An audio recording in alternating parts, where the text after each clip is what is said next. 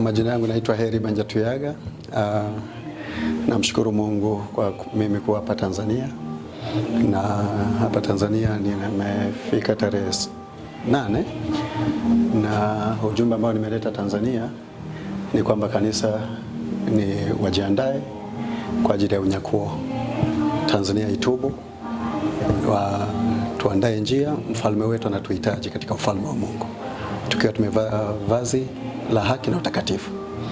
Ndio maana niko mahali hapa ili niongee na waimbaji, niongee na watumishi wa Mungu kwa namna moja au nyingine, ya kwamba tumejisahau.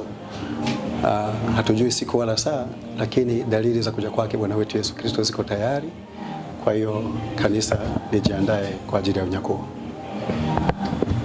Pengine kwa nini umekuja na ujumbe huo? Nimekuja na ujumbe huo kwa sababu mimi ni mmoja wa wale watu ambao Mungu amenichagua, akanambia kwamba niambie kanisa wajiandae kwenda nyumbani.